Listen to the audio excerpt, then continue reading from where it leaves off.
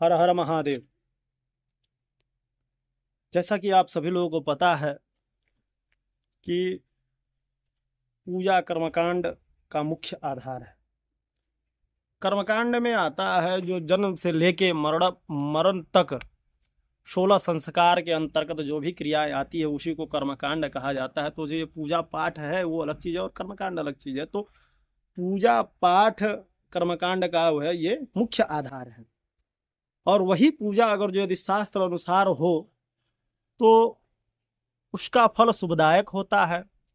और शास्त्र के विरुद्ध कोई भी पूजा पाठ हो तो उसका फल शुभदायी नहीं होता है, क्योंकि यज्ञ के समान कोई मित्र नहीं होता है और यज्ञ के समान कोई शत्रु भी नहीं होता है। ऐसा हमारे शास्त्रों में भी कहा गया है। पूजा पाठ यानी कोई भी धार्मिक कार्य आप कराते हो तो उसमें आचार्य का होना अति आवश्यक है। अगर जो आचार्य आपके सही हो, आचार्य हैं, तो आपका वो कार्य सफलता निर्विघ्नता पूर्वक सफल हो जाता है।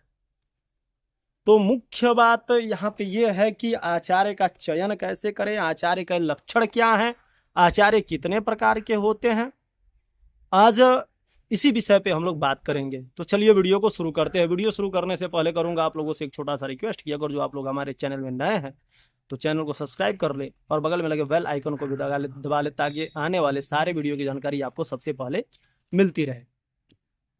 तो बताते हैं यहाँ पे रुद्र संहिता में आचार्य प्रथम मृत्वा ब्राह्मणम ब्रूया ततः गणेशम मृत्युजादिश्च पूजयत विधानतः। यानी पूजा यज्ञ सिद्धि के लिए पहले आचार्य का वर्ण करें। आचार्य का वर्ण करें, फिर उसके बाद से ब्रह्मा का, फिर गाणपत्य का इत्यादि इन लोगों का वर्ण करना चाहिए। कोई भी यज्ञ इत्यादि आप करा रहे हैं तो सबसे पहले आचार्य का वर्ण करना चाहिए। उसके बाद से कहते हैं आचार्य हो तो कैसा हो, ये मायने रखता है। ऐसा ना हो कि कोई धोती कुर्ता और खादी का या मटका का अंडी का पहन लिया हो उसको हम आचार्य नहीं मान लेंगे। कोई बड़ा बड़ा हमारी तरह माला पहन लिया हो, कोई माथा छिलवा लिया हो तो उसको आचार्य नहीं मानेंगे। उसमें आचार्य के कुछ व्यक्तिगत लक्षण होने चाहिए, उसी को आचार्य माना जाएगा कि आचार्य कौन है, उसके लक्षण क्या है। तो लक्षण में केनोपनिषद में बताते हैं कि आचार्यो वेद संपन्नो विष्णु भक्तो विमत्सरः ये योग यज्ञो योग निष्ठ च सदा योगात्मक शुचि। यानी आचार्य जो हो, आचार्यो वेद संपन्नो, वेद संपन्न, वेदों को जानने वाले हो, वेदों को जानने वाले हो, विष्णु भक्त हो, शिव भक्त हो, ईर्ष्या रहित हो। ईर्ष्या यानी उनके मन में छल कपट इत्यादि ये सब न हो। मान लीजिए ज्यादा सामान कोई चढ़ गया पूजा में तो अरे भाई ऐसे ही वो, ऐसा दिमाग में नहीं आना चाहिए, ईर्ष्या रहित हो। उसके बाद से कहते हैं योग निष्ठश्च, योग ज्ञाता हो, योग निष्ठ हो, तथा परमात्मा में बसने वाला पवित्र आत्मा होना चाहिए। उनका मन हमेशा परमात्मा में लगा रहे ऐसा आचार्य होना चाहिए। अब उसके बाद से बात आता है कि इस धराधाम पे आचार्य कितने तरह के होते हैं। तो व्रत विद्योपनी में बताया आचार्य 3 प्रकार के होते हैं। कौन कौन से होते हैं?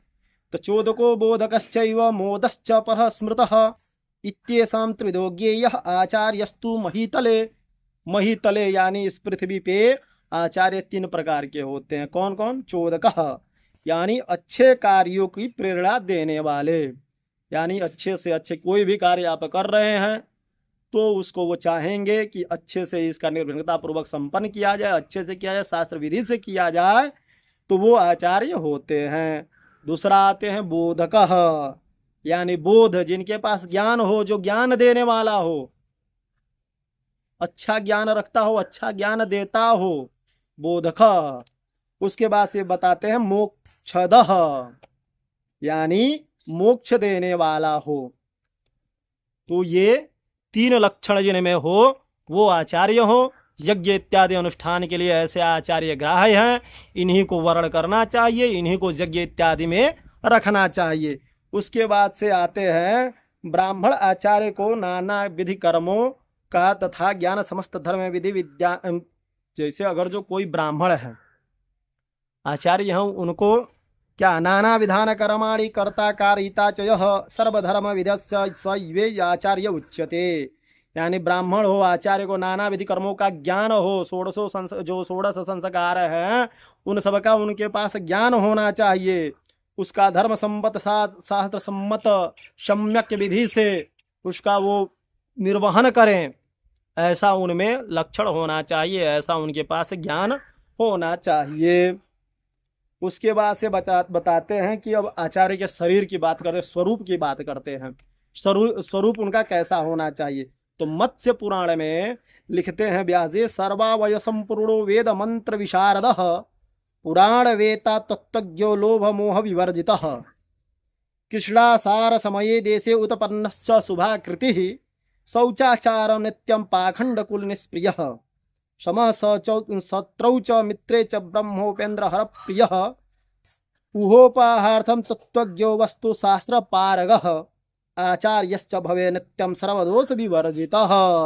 यानी वो आचार्य स्वस्थ शरीर वाला हो, सर्वाय संपूर्णो वेद मंत्र विशारद, वेद मंत्र का ज्ञाता हो, उसके पुराण वेता तत्वज्ञ, पुराण वेता हो, तत्वज्ञ हो, ऐसा बताते। उसके बाद लोभ मोह विवर्जित, लोभ से, मोह से, माया से, मत्सर से विवर्जित, यानी उसके पास ये चीज नहीं होना चाहिए। फिर क्या कहते हैं, कृष्ण सार समय देशे उत्पन्नश्च शुभाकृति ही, वह भारत वर्ष में उत्पन्न हो, यानी उनका जन्म भारत वर्ष में होना चाहिए। अभी आने वाले समय में वीडियो जो विदेश गमन, जो समुद्र लंघन इत्यादि करते हैं, उस पर भी बनाया जाएगा। फिलहाल अभी आचार्यों की बात हो रही है तो इसी पे बात करते हैं। कृष्णासार समय देशे उत्पन्नश्च शुभाकृति ही, शुभ आकृति वाला हो, शौचाचार नित्यम पाखंड कुल निष्प्रिय, शौचाचार संपन्न हो, शौच को मानने वाला हो, ये ना हो कि घर में शौच लगा है और जाके कहीं अनुष्ठान पूजा कर रहे हैं, ऐसा नहीं होना चाहिए, उसको मानने वाला हो। पाखंड से दूर हो, पाखंड कुल निष्प्रिय, यानी पाखंड से दूर रहने वाला हो। समशत्रौश्च मित्रश्च ब्रह्मोपेन्द्र हर प्रिय, स्वम स्वभावी हो, ब्रह्मा विष्णु महेश इन तीनों का भक्त हो। उसे उहापोहार्थं तत्त्वज्ञो वास्तु शास्त्र पारगः, तर्क वितर्क ज्ञान संपन्न हो। अब तर्क वितर्क यहाँ पे बताया गया है, तर्क कुतर्क नहीं बताया गया है। तर्क कुतर्क करने वाला नहीं चाहिए, तर्क वितर्क करने वाला हो, ऐसा आचार्य होना चाहिए। वास्तु बताते हैं, आचार्यश्च भवे नित्यम सर्वदोष विवर्जितः, वास्तु सार सर्वदोष रहित हो, ऐसा आचार्य का गुण होना चाहिए। उसके बाद से काले कर्म प्रवृत्ति काले तिष्ठन्ति देवता, एतयो विद्वान आचार्य का वर्ण करके, ऐसे विद्वान आचार्य का वर्णन करके उसके बाद उसके निर्दिष्ट, उसके निर्देशन में कोई भी अनुष्ठान पूजा कर्म इत्यादि करना चाहिए। फिर ये तो हो गया आचार्य का। उसके बाद से फिर आरंभ, जैसे कोई भी पूजा पाठ इत्यादि करते हैं तो उसका आरंभ कब माने, कैसे माने, ये सारी चीज़ें अगले वीडियो में जानेंगे। और ये जानकारी आप लोगों को कैसी लगी आप हमें कमेंट करके ज़रूर बताइएगा। अगर जो वीडियो अच्छा लगा हो तो ज़्यादा से ज़्यादा शेयर कीजिए। अगर जो आपके मन में भी कोई जिज्ञासा हो, कोई प्रश्न हो, कोई सवाल हो तो आप हमें कमेंट कीजिए।